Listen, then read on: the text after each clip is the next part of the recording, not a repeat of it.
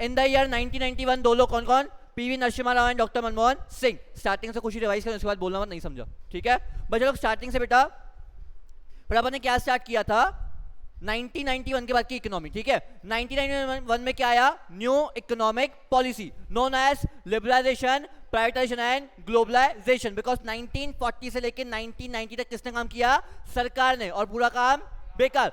1950 से लेके 1990 तक, चैप्टर नंबर 2 1950 to 1990। अब 1950 से लेके 1990 गवर्नमेंट ने पूरा काम क्या कर दिया, बेकार, सरकार का पूरा काम बेकार। तो अल्टीमेटली बेटा 1991 में खुशी तीन पॉलिसी सही, ठीक है। दो लोग थे जो तीन पॉलिसी लेके, कौन कौन, पीवी नरसिम्हा राव, कौन था, prime minister of India, and एक था finance minister of India doctor Manmohan Singh. अब बेटा ये लोग पॉलिसी लेके आए, जिस पॉलिसी का नाम क्या था, LPG, liberalization, privatization and globalization. 1940 से लेके दिया 1990 तक बहुत सारे रेस्ट्रिक्शन थे, किसके ऊपर, प्राइवेट सेक्टर्स के ऊपर। 1940 से लेके 1990 तक बहुत सारे क्या थे, रेस्ट्रिक्शन, किसके ऊपर, किसके ऊपर, प्राइवेट सेक्टर्स के ऊपर। तो इकोनॉमिक ग्रो हो पाई क्या, इकोनॉमिक ग्रो नहीं हो पाई। अल्टीमेटली गवर्नमेंट हैड रियलाइज्ड, क्या रियलाइज किया, जब तक खुशी प्राइवेट सेक्टर के हाथ में हम लोग इकोनॉमी नहीं देंगे, जब तक आप लोग प्राइवेट सेक्टर के हाथ में इकोनॉमी या ऑटोनॉमी नहीं दोगे, इंडिपेंडेंस नहीं दोगे, तब तक इंडिया की इकोनॉमी ग्रो नहीं कर सकती। इंडिया की गवर्नमेंट ने 40 साल तक काम किया, 1940 से 1990 तक 40 साल का कार्यकाल था। बट 40 साल में क्या हुआ, सिर्फ 2% से जीडीपी रेस हुआ। तो अल्टीमेटली बेटा गवर्नमेंट ने रियलाइज किया जब तक प्राइवेट सेक्टर के हाथ में काम नहीं जाएगा तब तक इंडिया की इकोनॉमी ग्रो नहीं हो रही। अब अल्टीमेटली खुशी इंडिया ने क्या किया, तीन पॉलिसी लेकर, कौन कौन सी, LPG, L stands for liberalization, P stands for privatization, G stands for globalization, ठीक है। अब लिबरलाइजेशन क्या बोलता है, removal of entry and growth restriction over the private sector, removal of entry and growth restriction over the private sector. Privatization क्या बोलता है, handling of और transfer the ownership of public sectors in the hand of private sector, transfer the ownership of PSUs, public sector undertakings, public sector undertaking in the hand of private sector is known as what, privatization दिया। What is privatization, transfer the ownership of PSUs in the hand of private sector is known as what, privatization। Globalization क्या बोलता है, connecting India's economy with the world's economy. Khushi globalization क्या बोलता है, connecting India's economy with the world's economy is known as what, globalization, ठीक है। अब जैसे ही LPG आया सबसे पहले L पे वर्क किया, लिबरलाइजेशन में। लिबरलाइजेशन के अंदर 5 रिफॉर्म्स आए खुशी, कौन कौन सा, industrial, financial, tax, foreign and trade, industrial, financial, tax, foreign and trade. Industrial में क्या हुआ खुशी, इंडस्ट्रियल में सिर्फ 2 चीजें पढ़नी है खुशी, कौन कौन सी, गवर्नमेंट के पास अब तक 17 सेक्टर थे, वो 17 से कम होकर कितने पे आ गए, 3 पे। 17 से कम होकर कितने पे आ गए, 3 पे। 3 कौन से, गवर्नमेंट के पास सिर्फ 3 सेक्टर होंगे, कौन कौन सा, railways, atomic, defence.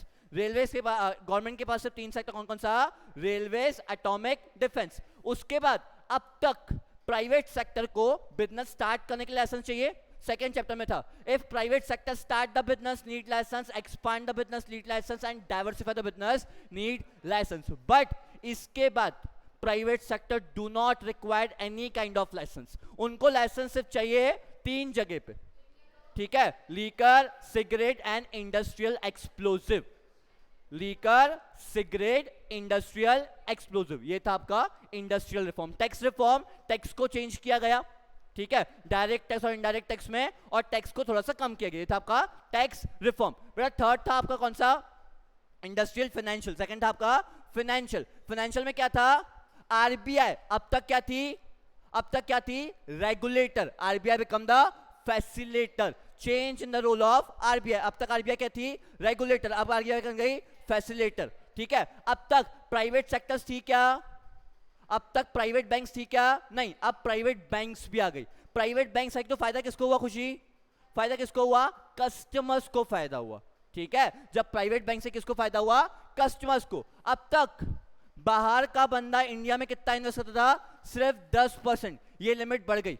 Financial sector reforms में क्या हुआ, अब तक बाहर का बंदा कितना इन्वेस्ट कर रहा था, 10%, खुशी आप कितना कर सकता है, 51%। तो ये था आपका financial sector reform. Tax reform, tax को सिंप्लीफाई किया, टैक्स को कम किया, दैट्स इट, 2 पॉइंट।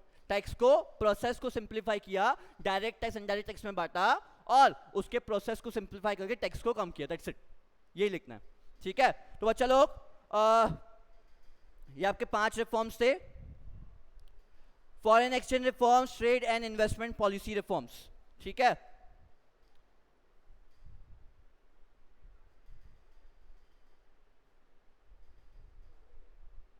चलो अब बेटा फॉरेन एक्सचेंज रिफॉर्म पे ध्यान दो। बेटा अपन ने फॉरेन एक्सचेंज रिफॉर्म नहीं पढ़े थे, दिख रहा है तुमको फॉरेन एक्सचेंज, ये है फॉरेन एक्सचेंज रिफॉर्म। मैं थोड़ा सा ऊपर कर देता हूं, या तो गाइस फॉरेन एक्सचेंज रिफॉर्म तुम लोगों को दिख रहा है, फॉरेन एक्सचेंज रिफॉर्म दिख रहा है अच्छे से Bakshi?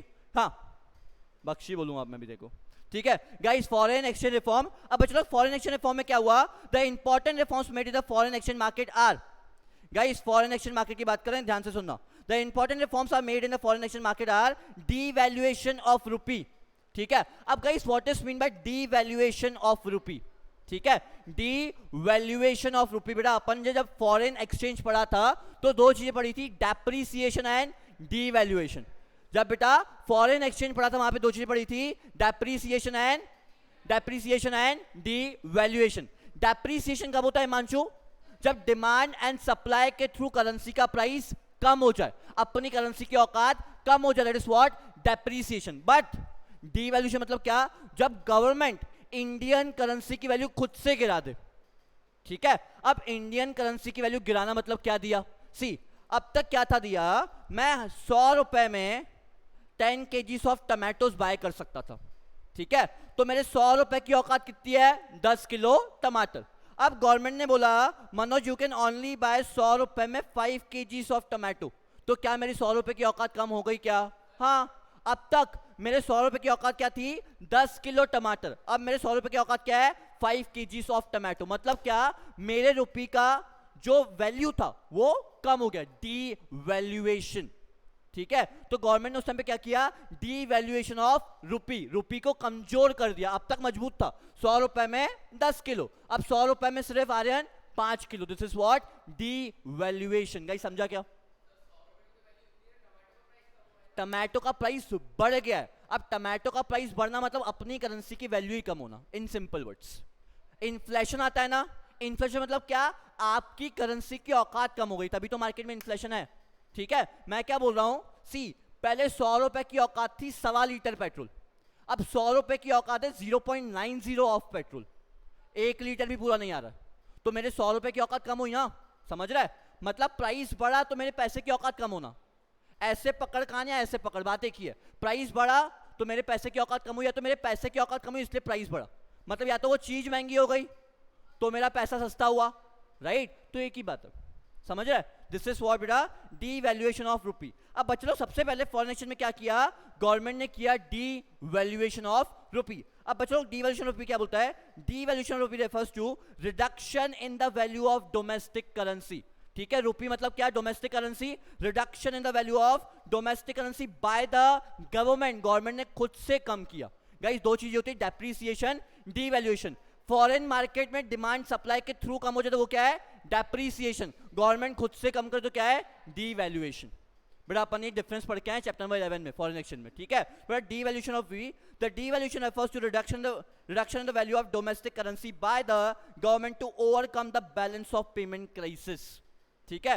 Balance of payment crisis. अब गाइस बैलेंस ऑफ पेमेंट का बहुत बड़ा क्राइसिस था, हम लोग डेफिसिट बीओपी में थे। डेफिसिट बीओपी मतलब क्या? सर अटक गए आप। क्या बेटा? अटक गए थे आप। अटक गया था, फिर से बोलूं क्या? हाँ ठीक है। अब बच्चा लोग डीवैल्यूएशन में क्या बेटा? Devaluation of rupee refers to reduction in the value of domestic currency by the government to overcome the balance of payment, ठीक है। बड़ा बैलेंस ऑफ पेमेंट को ओवरकम करने के लिए गवर्नमेंट ने खुद की करेंसी का प्राइस कम किया। अब खुद की करेंसी का प्राइस कम किया किसके लिए? बैलेंस ऑफ पेमेंट को ओवरकम करने के लिए। अब बड़ा बैलेंस ऑफ पेमेंट क्या था अपना? डेफिसिट था। बैलेंस ऑफ पेमेंट कैसा था? डेफिसिट। अब यहां समझ लो बैलेंस ऑफ पेमेंट क्या था। सी अब अपना बैलेंस ऑफ पेमेंट कैसा था?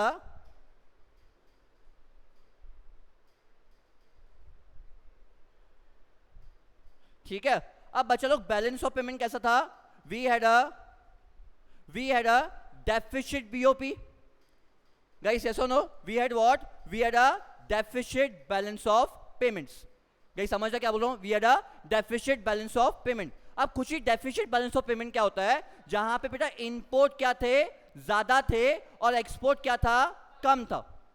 एक्सपोर्ट क्या था, कम था। अब गवर्नमेंट ने क्या किया, अपनी करेंसी को गिरा दिया, ठीक है, अपनी करेंसी सस्ती हो गई।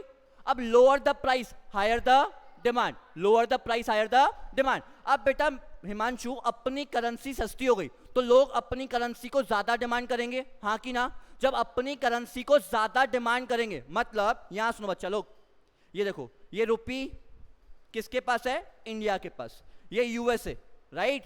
अब रुपी का प्राइस कम हो गया तो क्या यूएसए रुपी को डिमांड करेगा क्या, हाँ करेगा ना, lower the price higher the demand, ठीक है। यूएसए क्या करेगा, रुपी को डिमांड करेगा, हाँ कि ना, बिकॉज रुपी मार्केट में गिर चुका है। किसने गिराया, गवर्नमेंट ने खुद से। समझ रहा खुशी क्या बोल रहा हूं।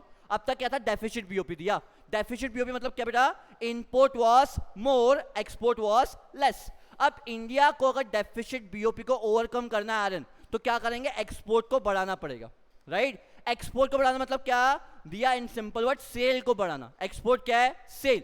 सेल कब बढ़ेगा, जब प्राइस कम होगा, lower the price higher the demand. थोड़ा बीओपी को ओवरकम करने के लिए क्या किया गया, रुपी को डीवैल्यूएट किया गया, एंड अल्टीमेटली एक्सपोर्ट्स बढ़ा, और जिससे बीओपी ओवरकम हुआ। समझा क्या, समझा लॉजिक, समझा कि रुपी को डीवैल्यूएट क्यों किया गया। गाइस रुपी को डीवैल्यूएट क्यों किया, बिकॉज एक्सपोर्ट्स को बढ़ाना था। एक्सपोर्ट्स को क्यों बढ़ाना था, बीओपी को ओवरकम करना था, बैलेंस करना था। समझा, समझा डीवैल्यूएशन क्यों किया, रीजन समझा क्या, बख्शी आगे हो ना, क्लियर। चलो यहां देखो, हाँ गाइस, तो डीवैल्यूएशन ऑफ रुपी, उसके बाद market determination of exchange rate. अब तक क्या था गाइस, यहां सुनो, अब तक क्या था बच्चा लोग, अब तक जो फॉरेन करेंसी था, अब तक दिया जो फॉरेन करेंसी था, इसका प्राइस कौन डिसाइड कर रहा था, गवर्नमेंट।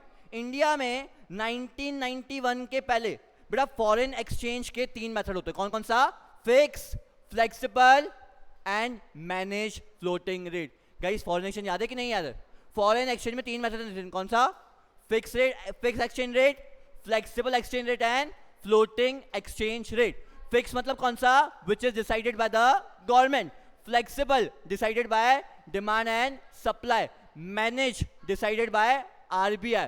तो अब तक 1991 के पहले इंडिया में कौन सा रेट था, कौन सा सिस्टम था, fixed exchange rate system. India में अब तक क्या था बेटा, फिक्स्ड एक्सचेंज रेट सिस्टम। 1991 के बाद कौन सा रेट हो गया, फ्लेक्सिबल एक्सचेंज रेट सिस्टम। समझा क्या, ठीक है, जहां पे फॉरेन करेंसी का प्राइस कौन डिसाइड करेगा, बख्शी, डिमांड एंड सप्लाई। समझा क्या, क्लियर हुआ गाइस, तुमको समझ रहा है जितने लोग ऑनलाइन बैठे हुए हो, गाइस क्लियर हो रहा है कि नहीं। Yes, sir. एक जने की आवाज नहीं चाहिए, सिर्फ आर्या ओके की आवाज आती है मेरे को पूरी क्लास में, सबकी आवाज चाहिए। यस गाइस, समझ रहा है क्या बोल रहा हूँ। Yes, sir. Yes, sir. Yes, फिर sir. इसके बाद market determination of exchange rate start हो गया। अब तक क्या था, फिक्स एक्सचेंज रेट, अब कौन सा चल रहा है, फ्लेक्सिबल एक्सचेंज रेट। नेक्स्ट बेटा trade and investment policies reforms, ठीक है, trade and investment policy reform. अब इसमें क्या हुआ देख लेते हैं, चलो यहां सुनो बच्चा लोग। Trade and investment policy reform, before 1991 a lot of restriction and high tariff and quotas, ठीक है guys. What is tariff and what is quotas, guys what is tariff and what is quotas. Tariff मतलब क्या होता है, what is tariff, yes Mehak, what is mean by what tariff, Restriction. Tariff is restrictions, tariff is rate, sir ये एक kind of tax है। Tariff is a kind of tax, okay ठीक है। Sir, duties. Tariff are the duties, हाँ मतलब duties पे जो tax लगता है, मतलब इम्पोर्ट पे गाइस, जो टैक्स इंपोर्ट एक्सपोर्ट पे जो टैक्स Import लगता and है export. That is known as tariffs. Import और एक्सपोर्ट के ऊपर जो टैक्स लगता है हम लोग बोलते हैं import duties, export duties, this is summarised as tariff. Import and export duties are known as what, tariff. समझा क्या, टैरिफ समझा क्या, हम लोग बोलते हैं भाड़ा पे किया, ठीक है, यहां हम लोग बोलते हैं टैरिफ पे किया। ठीक है, आप लोग, मैं बोलूँ जेरी फटका से मानकापुर तक कुछ गया तो वो क्या था, भाड़ा था, ठीक है, गाड़ी से कुछ वो क्या था, भाड़ा। अब यूएस से इंडिया तक कुछ है, वो क्या है, टैरिफ्स, ठीक है, टैरिफ एंड कोटास। अब इस कोटास क्या होता है, quotas is fixing the quantity, कि भाई मैं बोल रहा हूँ ये यूएसए और ये इंडिया, ठीक है, इंडिया को इस साल सिर्फ 100 करोड़ का माल भेजेंगे, this is what fixing the quota, 100 crore के ऊपर का माल नहीं बेचेंगे, this is what fixing the quotas for the countries. Quota मतलब क्या, fixing the quantity, right, quota मतलब क्या, फिक्सिंग द क्वांटिटी। अब बेटा इसके पहले बहुत सारे रिस्ट्रिक्शन थे टैरिफ्स एंड कोटास पे, कि भाई इतना ही इंपोर्ट और एक्सपोर्ट किया जाएगा, इसके ऊपर इंपोर्ट एक्सपोर्ट नहीं करेंगे, राइट, समझा, ठीक है। चलो अब गाइस यहां सुनो कि टैरिफ एंड कोटास का क्या इफेक्ट था, ठीक है। चले मानचू यहां देख, before 1991 the lot of restriction and high tariffs and quotas were imposed on import to protect the domestic industries, ठीक है।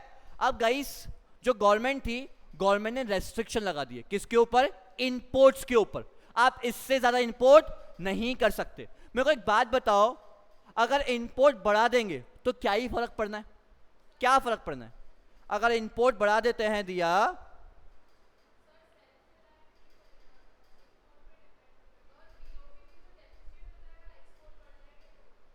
मेरे को एक बात बताओ, अगर इंपोर्ट बढ़ा दें, बेटा आप गलत बोल रही हो, उसने यहाँ आपने बाद में गलत बोला, स्टार्टिंग में सही बोल रहे थे।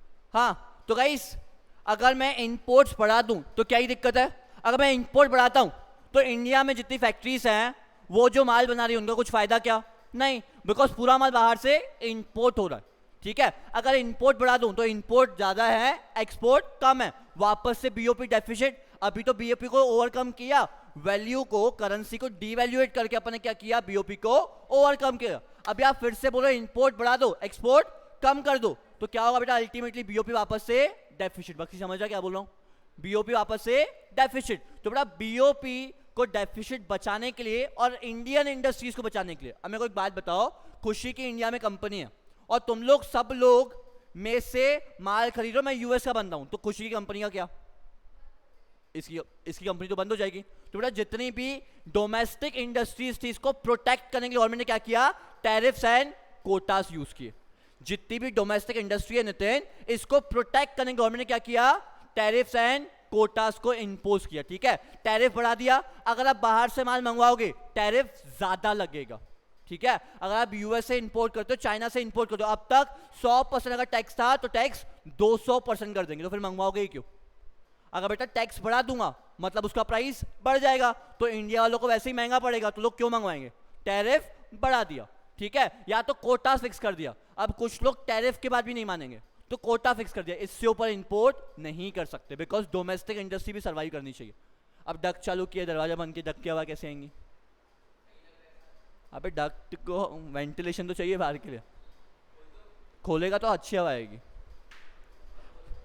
ठीक है। चलो तो गाइस यहाँ पे क्या किया, trade and investment policy reform, before 1991 lot of restriction and high tariff and quotas are imposed on import to protect the domestic industries, however this protection reduced the efficiency and competitiveness of the domestic industry and led to their slow growth. So the reforms in the trade and investment policy were initiated to increase the international competency and industrial protection, to promote foreign investment and technology in the Indian economy, and to promote the efficiency of local industry and the adoption of new modern technology. Guys समझा क्या, समझा। अब guys trade and investment policy reforms में क्या हुआ, removal of quantitative restriction, ठीक है। अब पूरे रेस्ट्रिक्शन को हटा दिया, सब लोग ट्रेड करो, सबके साथ ट्रेड करो, ठीक है। बोले अब कंपटीशन बढ़ने दो, अब कंपटीशन बढ़ेगा। अब तक क्या था, बहुत सारी जगह पे रेस्ट्रिक्शन थे कि इंडिया पाकिस्तान के साथ ट्रेड नहीं करेगा, इंडिया चाइना के साथ ट्रेड नहीं करेगा। अब बेटा इंडिया का ट्रेड नहीं करेगा, ना इंपोर्ट होगा ना एक्सपोर्ट होगा, तो अल्टीमेटली इंडिया की इकोनॉमी ग्रो होगी क्या, इंडिया वालों को माल बेच बेच के कितना बेचू भाई, इंडिया में लोग ही खत्म हो गए, कितना माल बेचूं, बट इंडस्ट्रीज तो है ना। अगर इंडस्ट्रीज अब तक 4 लोग थे, अब प्राइवेट सेक्टर को मोटिवेट किया, भाई तुम भी धंधा करो, अब धंधा करेंगे खुशी, माल तो बढ़ेगा, ठीक है। माल बढ़ेगा तो इंडिया में बेच बेच के कितना बेचूं, बाहर निकलना पड़ेगा ना बेचने के लिए। अब क्या किया, सारे रेस्ट्रिक्शन को हटा दिया ट्रेड एंड इन्वेस्टमेंट पॉलिसी में। भाई रिस्ट्रिक्शन हटाओगे तो लोग खुला होकर धंधा कर पाएंगे।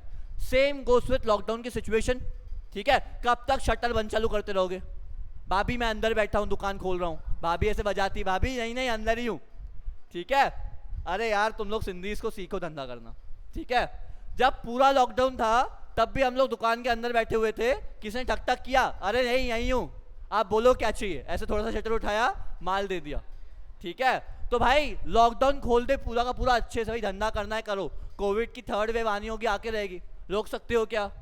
केरला में थर्ड वेव हिट हो चुकी है, महाराष्ट्र में कल फिर से केसेस राइज हुए हैं, ठीक है। कल 127 डेथ्स है महाराष्ट्र में फिर से, पता नहीं क्यों। मेरे को तो लग रहा है फिर से ऐसे ही कार्यक्रम हो सकता है फिर से, ठीक है। तो guys the important trade and investment policy reforms include removal of contract restriction on the import and export। बड़ा पूरे restriction को remove कर दिया import export पे, removal of export duties and reduction in the import duties। export को motivate करने के लिए, export को improve करने के लिए क्या किया, export duties को remove कर दिया। भाई बेचोगे तो टैक्स नहीं लगेगा, मंगवाओगे तो टैक्स लगेगा, बेचो दिल से बेचो। अगर इंडिया के बाहर एक्सपोर्ट करोगे तो no export duties, but import करोगे तो टैक्स लगेगा, ठीक है। अगर बेटा बेचने पे टैक्स नहीं लग रहा है, खुशी, तो ज्यादा माल बेचूंगा ना, तो क्या किया, हाँ बस रिमूवल ऑफ एक्सपोर्ट ड्यूटी, समझा, ठीक है। उसके बाद रिडक्शन ऑफ इंपोर्ट ड्यूटीज, अब तक इंपोर्ट करने पे भी टैक्सेस थे बट थोड़े से कम कर दिए। Next relaxation in the import licensing system.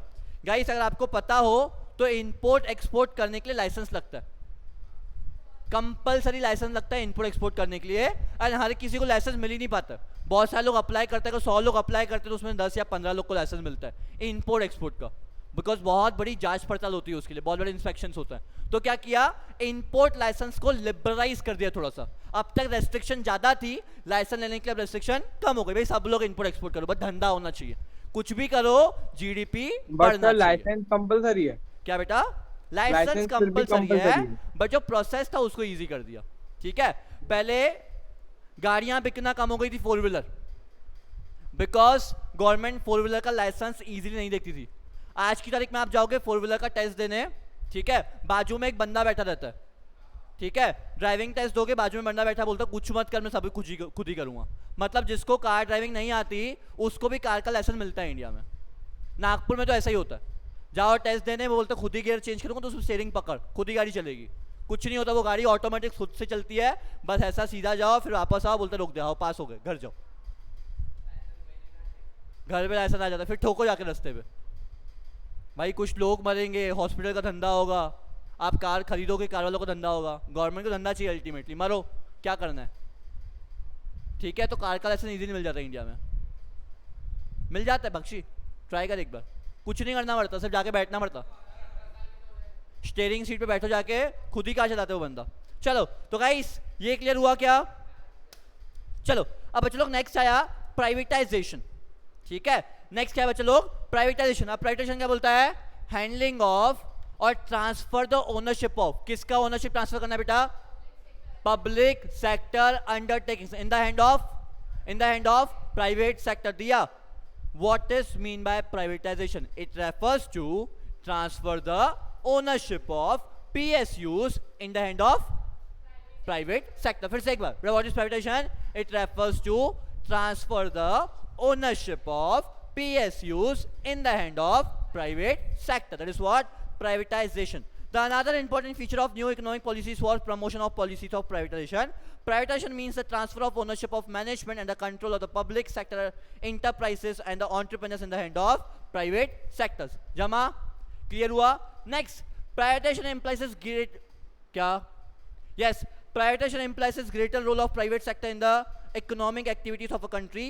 Overall, the years Indian government has diluted its stakes। बड़ा डाइल्यूट करना मतलब क्या, हैंड ओवर करना, ठीक है, अपने हाथ से कार्यक्रम छोड़ देना। It is what, dilution of rights. मैंने पूरे राइट्स किसको दे दिए, दिया को दे दिए। This is what, dilution of stake और राइट्स। स्टेक मतलब क्या, स्टेक मतलब क्या, मेरा हिस्सा, ठीक है। अब मेरे को बात बताओ, गवर्नमेंट का 100% का स्टेक है, फॉर एग्जाम्पल एयर इंडिया में गवर्नमेंट का 100% का स्टेक है, गवर्नमेंट ने यहाँ से 50% का स्टेक छोड़ दिया, तो क्या प्राइवेटाइजेशन किया? क्या किया? कितने परसेंट से? 50% से। समझा क्या? This is what dilution of stake. Dilution of stake in the several public enterprises like IPCL,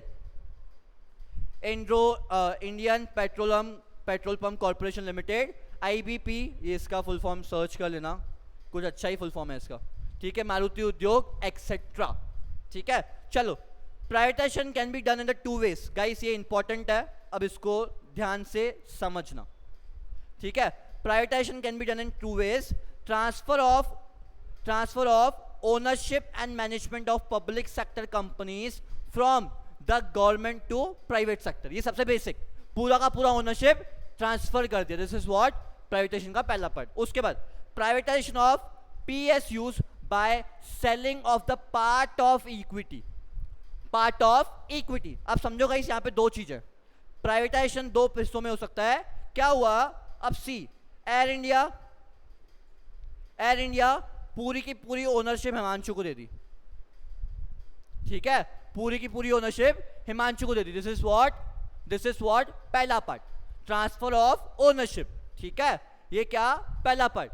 दूसरे पार्ट में क्या होगा? ये अपना एयर इंडिया, ठीक है, एयर इंडिया के असेट्स हैं 100 करोड़ के आसपास. 50 करोड़ का हिस्सा किसका? हिमांशु का. कुछ पार्ट आपने, कुछ स्टेक आपने किसी और को दे दिया. ठीक है, अब एयर इंडिया में 2 पार्टनर्स, एक गवर्नमेंट खुद और एक हिमांशु. ठीक है, प्रॉफिट हुआ 50-50, लॉस हुआ 50-50. समझा? क्लियर हुआ?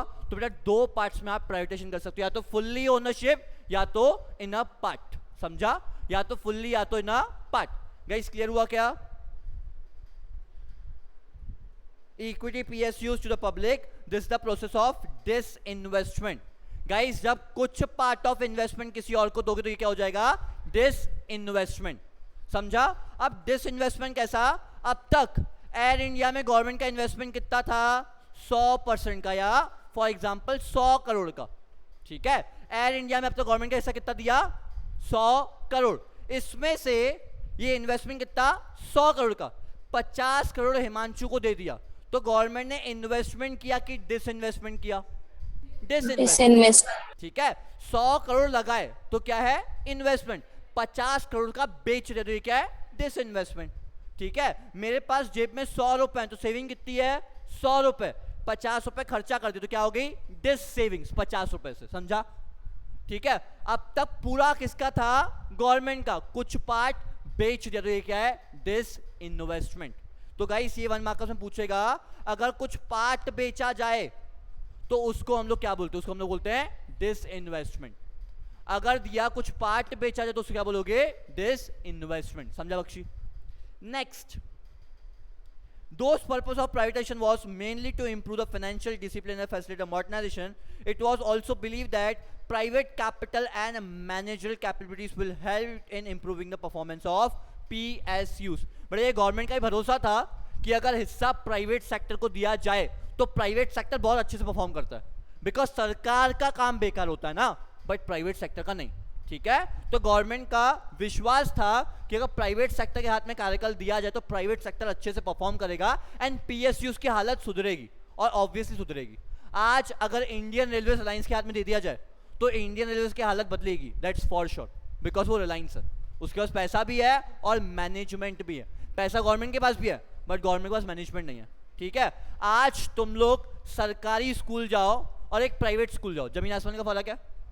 अब प्राइवेट सेक्टर से ज्यादा पैसा गवर्नमेंट के पास है. भाई वो अकेला बंदा है, वो पूरी सरकार है. प्राइवेट है तो ज्यादा पैसा है, बट ऑब्वियसली जो अपना प्राइवेट सेक्टर और पब्लिक सेक्टर है उसमें बहुत ज्यादा फर्क होता है. बिकॉज प्राइवेट सेक्टर के पास मैनेजमेंट है, पब्लिक सेक्टर के पास नहीं है. ठीक है, मैं रिजॉइन करवाता हूँ.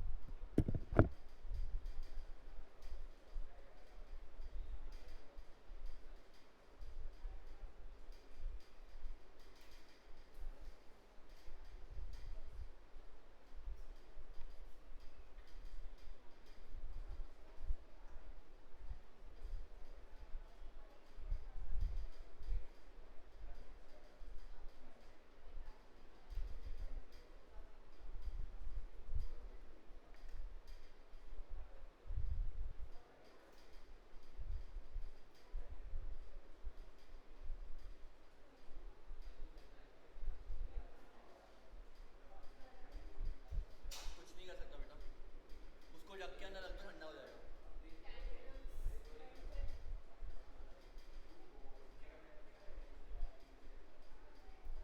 खुशी एहसान करती मेरे को क्लास में, भैया आई हूँ देखो, अब मेरा पानी, मेरी गर्मी।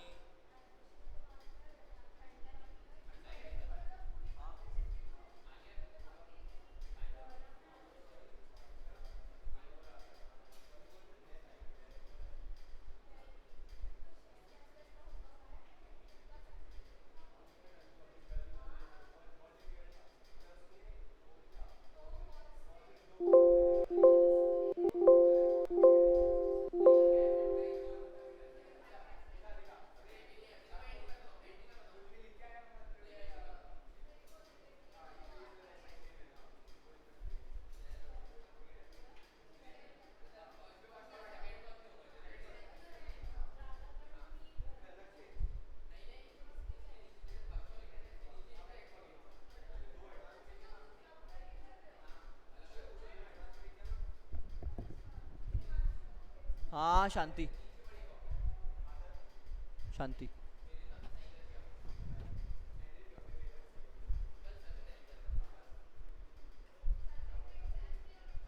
हाँ गाइस ऑडिबल, हाँ सर, हाँ सर। चलो।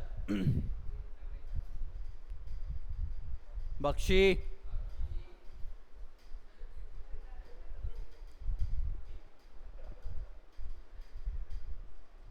चलो अब गाइस कुछ लोगों को प्राइवेटाइजेशन पॉलिसी अच्छी लगी और कुछ लोगों को नहीं, तो देख लेते हैं कितने लोग फेवर में थे और कितने लोग अगेंस्ट में थे। For arguments in favour of privatisation and argument against the privatisation refers to the power booster section, ठीक है बाद में देख लेंगे, ठीक है। नवरत्न एंड मिनी रतन्स, ठीक है, नवरत्न एंड मिनी रतन्स। अब गाइस व्हाट इज नवरत्न? ये गवर्नमेंट की 9 कंपनीज थी, ठीक है, ये गवर्नमेंट की 9 कंपनीज थी जिसको गवर्नमेंट ने प्राइवेटाइज कर दिया, ठीक है। हमारे मोदी जी कभी कभी आते रात को 8 बजे, ये देश नहीं बिकने दूंगा, ये मेरा देश है, ठीक है, सुना है कभी? वो हमेशा बोलता है ये देश नहीं बिकने दूंगा, ये देश नहीं बिकने दूंगा। अगर पिछले 7 साल के चिट्ठे उठाओ तो मोदी ने इतनी कंपनियां बेची है, इतनी कंपनियां बेची है इंडिया की, कि उसको हम लोग बोल सकते हैं भाई तूने देश बेच चुका है, और तू हमेशा बोलता है ये देश नहीं बिकने दूंगा। जितनी कंपनियां इंडिया को रिक्वायर्ड है, और मोदी ने सारी कंपनीज को प्राइवेटाइज कर चुका है, ठीक है। And Modi government is always like कि भाई हम लोग जितनी कंपनीज हमारे पास है उसका बोझ हमसे नहीं झेला जाता, बिकॉज सारी कंपनियां लॉस में, तो मोदी सारी कंपनी बेचते जा रहा है, और हमेशा ही ऑलवेज से रात को 8 बजे देश नहीं बिकने दूंगा, ठीक है। एयर इंडिया बिक रही है, बीपीसीएल बिक जाएगी ये साल, एचपीसीएल भी बिक जाएगी, और इंडियन रेलवेज का जो कैंटीन है पूरा का पूरा कैंटीन गवर्नमेंट बेच चुकी है। अब थोड़ा सा कैंटीन की सर्विस अच्छी हो गई है। रिलायंस, सब कुछ अंबानीज और अडानीज को बिक रहा है, सब कुछ, बिकॉज हैप्पी फ्रेंडशिप डे जब आया था तो सर क्योंकि वो दोनों भी गुजराती हैं और मोदी भी गुजराती है। हाँ तीनों गुजराती है ना, पूरा कार्यक्रम उधर ही चल रहा है, हमारे लिए कुछ छोड़ेंगे ही नहीं। और जो स्कैम हुआ था वो भी गुजराती था। बस नमन उधर सिर्फ एनआई है, अडानी अंबानी, बट है गुजराती उधर, हमको कुछ मिल नहीं रहा है। वही तो बचपन में हमसे लोग स्कूल में पूछते थे भाई तू अंबानी सिंधी है क्या? मैं अंबानी कहाँ से सिंधी, वो गुजराती लोग है, वो नहीं है ना पीछे, तू भी सिंधी है, अंबानी भी सिंधी है, अडानी भी सिंधी है, पीछे नहीं है ना, बस तुम लोग सब सिंधी हो, ठीक है। चलो तो गाइस मोदी गवर्नमेंट देश बेच चुकी है, अगर तुम्हारी इच्छा तुम लोग भी बेच दो, कोई दिक्कत नहीं है। अरे भाई इंडिया में अपकमिंग गवर्नमेंट है, तुम लोग दो, आम आदमी पार्टी को सरकार दो, पूरा देश दो, देखो आम आदमी पार्टी कैसे काम करती है। ऐसा कर सकते हैं अपन ऐसा कर सकते हैं अपन। मेरा संडे के दिन वैसे भी एग्जाम है, मैं यूपीएससी दे रहा हूँ संडे के दिन, पता नहीं क्यों मेरी इच्छा हुई है मेरे घर वालों ने फॉर्म भरा था तो मैं जा रहा हूँ यूपीएससी देने। हाँ 8th को, हाँ संडे को मैं जा रहा हूँ सिर्फ एग्जाम देने, देखेंगे जो हुआ। नागपुर में ही एग्जाम, तो संडे को अगर यूपीएससी क्लियर कर लिया तो फिर पक्का अप्लाई करूंगा। भाई हटो, देश मैं बेचूंगा, अभी तुम्हारा हो गया, अब मेरा। अबे यूपीएससी क्लियर करने के लिए बहुत कुछ लगता है, मैं जा रहा हूँ सिर्फ घूमने एग्जाम देने, घर वालों ने बोला है जा, तो मैं जा रहा हूँ, कुछ पढ़ा नहीं हूँ मैंने। बे बहुत कुछ कांड किए जिंदगी में, पता नहीं ये आखिरी बच्चा था यूपीएससी का, ये भी करके देखता।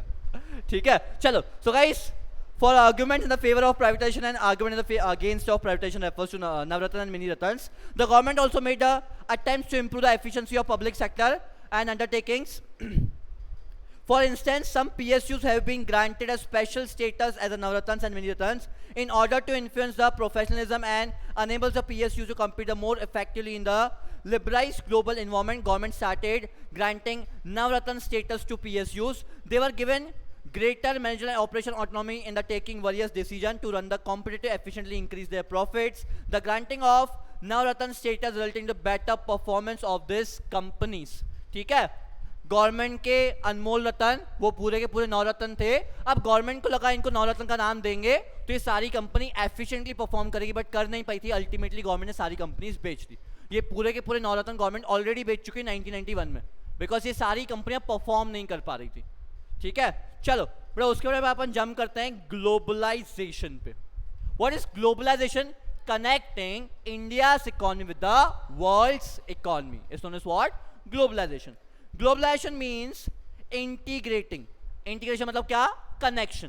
ग्लोबलाइजेशन मतलब क्या? Integrating the national economy with the world's economy through removal of barriers of international trade and capital movements. ठीक है गाइस, बहुत सिंपल सी बात। अब ग्लोबलाइजेशन कैसे होगा? अब तक रेस्ट्रिक्शन थी, अगर दिया अब रेस्ट्रिक्शन को रिमूव कर दिया जाए, ठीक है, अब गवर्नमेंट बोली दुकान मत खोलो तो घर पे बैठे हैं, गवर्नमेंट बोलेगी दुकान खोलो तो भर के बैठ जाएंगे दुकान को, तकलीफ क्या? ठीक है, तो guys what is globalisation? Globalisation means integrating the national economy with the world's economy through the removal of barriers of international trade. ठीक है, अब ट्रेड बैरियर्स कहाँ है? International trade barriers and the capital movements. Globalisation is generally understood in the means of integration of economy with the economy of country with the world's economy. समझा? इतना sorted है। ठीक है, अब बड़ा ग्लोबलाइजेशन में क्या क्या हुआ अपन को सिर्फ इसको ध्यान देना है। ठीक है, ये बड़ा इंपॉर्टेंट पॉइंट से देख लेना। ठीक है, however is a complex phenomena, it is an outcome of set of various policy that aims to transform the world towards greater independence and integration. It involves creation of networks and activities transcending economic and the social geographical boundaries. In short, globalization aims to create borderless world. Guys, इसको underline कर लो। ठीक है, या तो ये point लिख लो, globalisation aims to create the borderless world. ठीक है, जहां पे कोई बैरियर्स नहीं होंगे, जहां पे कोई रेस्ट्रिक्शंस नहीं होंगे, हर इकोनॉमी आराम से धंधा करेगी। ठीक है, हम लोग पाकिस्तान से क्या इंपोर्ट करते हैं? हम लोग पाकिस्तान से बहुत कुछ इंपोर्ट करते हैं। क्या? मुल्तानी परफ्यूम्स, मिट्टी। और हम लोग शुगर भी इंपोर्ट करते हैं पाकिस्तान से, पता है?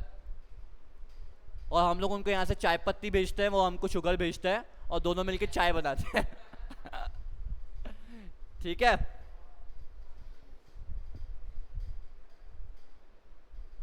ठीक है, changes made by the globalisation of Indian economy. Guys, क्या क्या चेंजेस है इंडियन इकोनॉमी में? The new economic policy was prepared a specified list of the high technology and high investment priorities industries in which automatic permission will be available for the foreign direct investment up to 51%.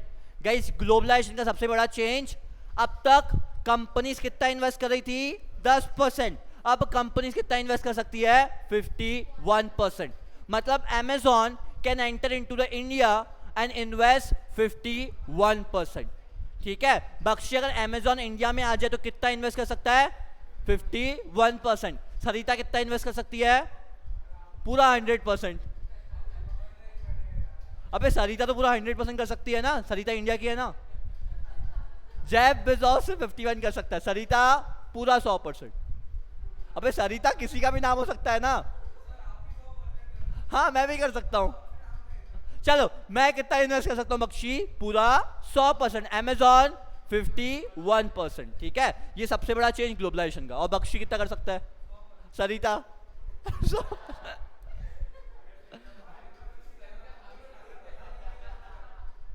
सरिता, आपका mic on है, please बंद करो। सरिता दीदी, भाभी, अच्छा लग रहा है भाभी। चलो In respect to foreign technology and agreements, automatic permission is provided to the high priority industry up to sum of 1 CR. ठीक है, up to sum of 1 CR. No permission is required for hiring the foreign technicians for testing the industry and develop the technology abroad. ठीक है guys, जितने foreign के लोग थे वो directly 1 CR तक भी इन्वेस्ट कर सकते हैं. ठीक है, नो परमिशन इज रिक्वायर्ड. आप वहां से कितनी भी टेक्नोलॉजी इंपोर्ट कर लो, 1 करोड़ तक की टेक्नोलॉजी की कोई परमिशन रिक्वायर्ड नहीं है. ठीक है, 1 करोड़ तक फ्री कर दिया. In order to make international adjustment Indian currency rupee was devaluate. ठीक है, अब गाइस क्या हुआ, एक्सपोर्ट को बढ़ाने के लिए क्या किया, इंडियन करेंसी को डीवैल्यूएट किया. ये तो आपको पता है, अभी पढ़ा. एक्सपोर्ट को बढ़ाने की खुशी क्या किया, इंडियन करेंसी को डीवैल्यूएट किया. डीवैल्यू मतलब क्या, डीवैल्यूएशन ऑफ रुपी. प्राइस कम हो गया, lower the price, lower the price, खुशी lower the price, higher the demand कौन करेगा, बाहर के लोग. ठीक है, बिकॉज इंडिया की करेंसी डूब चुकी है. बख्शी डूब चुकी है ना, सरिता से पूछना. ठीक है, इन ऑर्डर टू मेक, अरे मेरे को तो आ रही है ना. ठीक है, इन ऑर्डर टू मेक, अबे ऑफेंड मत तो बख्शी, क्या हो रहा तेरी सरने में ना, मेरे को बोलना बुधवानी क्या दिक्कत है. बख्शी ज्यादा अच्छा लगता है, पता है, आर्यन से बख्शी ज्यादा अच्छा लगता है. हाँ अच्छा लगता है. ठीक है, चलो. In order to make international adjustment Indian currency rupee was devalued in July 1991. Guys underline the date, July 1991 by the government. ठीक है, 1991 बाय नियरली 20%. गाइस ये भी मनमाको से पूछेगा कितने परसेंट से करेंसी डिवैल्यू हुई, 20% से. बेटा ये आईडी है, इतना याद रखना पड़ेगा. कुछ मैंने ये सब कुछ बनाया हुआ है एक पेज पे.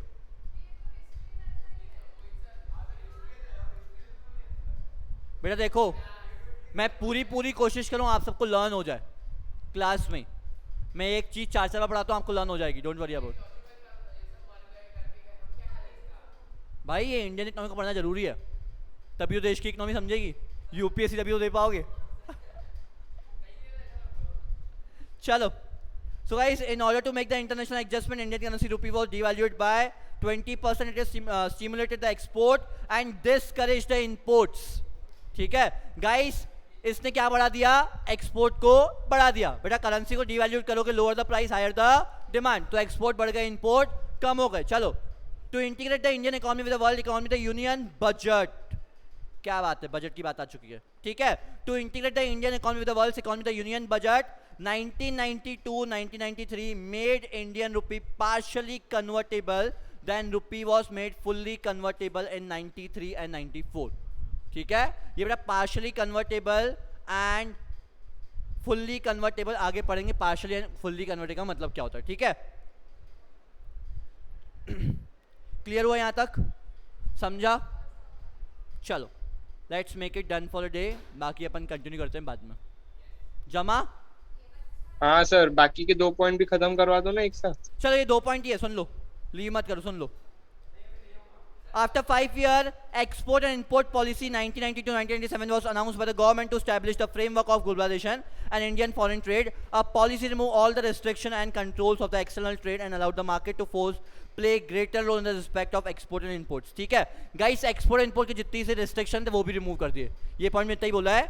In order to bring the Indian economy with the ambit of global competition, India की इकोनॉमी को वर्ल्ड में compete करने के लिए the government has modified and custom duties. बेटा कस्टम ड्यूटीज को भी मॉडिफाई किया गया. ठीक है, टैरिफ को मॉडिफाई किया गया. To consider extend according to peak rate of custom duty has been reduced by from 250% to 10%. ठीक है, अब तक इंपोर्ट ड्यूटी थी 250%, अब कितनी हो गई, सिर्फ 10%. 250% to 10% in 2007 and 8 budget. Guys सब इतना याद रखना, सब इतना.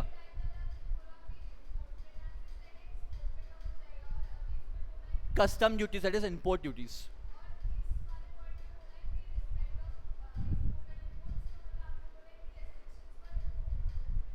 रेस्ट्रिक्शन चेंज किए गए इंपोर्ट एक्सपोर्ट पे. ठीक है, हाँ चलो गाइस, क्लियर हुआ इतना. हाँ सर. हाँ सर. बाकी थोड़ा सा बचा हुआ चैप्टर कल खत्म करते हैं. Bye sir. बस खत्म. Bye sir. बाय बाय बेटा.